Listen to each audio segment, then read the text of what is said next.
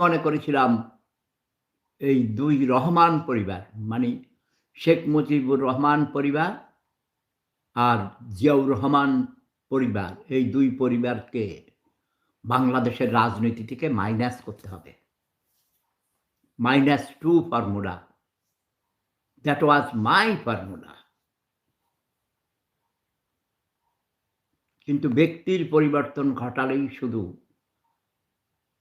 সমস্যার সমাধান হয় না।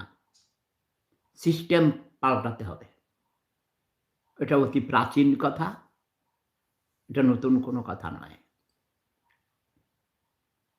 এই যে রাজাকারের পোলা রাজাকারকে ক্ষমতায় আনা হয়েছে, আমরা মনে করেছিলাম সে ১৭ বছর ইংল্যান্ডে ছিল, অনেক কিছু শিখেছে।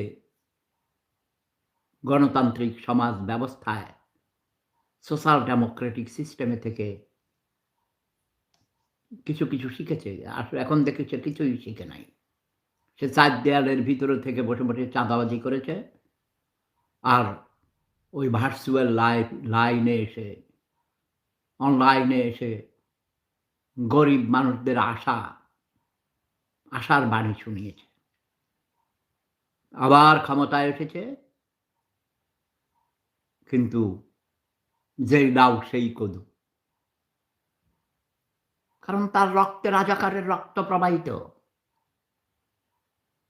জিয়াউর রহমান খুনি ছিল, রাজাকার ছিল। জিয়াউর রহমান মনে প্রাণে কোনো মুক্তিযোদ্ধা ছিল না।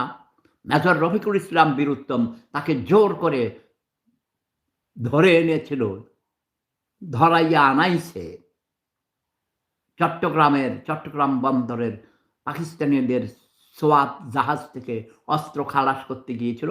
সেখান থেকে তাকে ধরে এনে কালুরঘাট বেতার কেন্দ্রে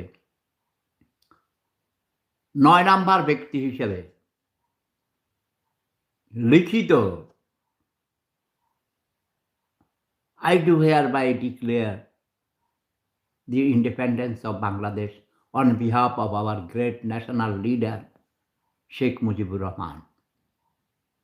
এটা পড়ে পাঠ করেছে পাঠক। সে কোনো ঘোষক নয়। এখন অশিক্ষিত মূর্খ বর্বর ছোট লোক ধোঁকাবাজরা বলে জিয়াউর রহমান স্বাধীনতার ঘোষক। যারা এই কথা বলে তাদের জুতা মারি। ওকে? তারা মিথ্যুক, ধোঁকাবাজ, তারা প্রতারক, তারা রাজাকার, তারা নব্য রাজাকার। তাদের রক্তের শিরায় তারা রাজাকারের রক্ত বহন করে। তাদের ধিক্কার জানাই, তাদের ঘৃণা করি, তোদের ঘৃণা করি। তোরা মিথ্যুক, তোরা রাজাকার, তোরা রাজাকারের বংশধর, তোরা ছোট লোক, তোরা গরিব, তোরা গোলামের বংশধর। তোদের ঘৃণা করি।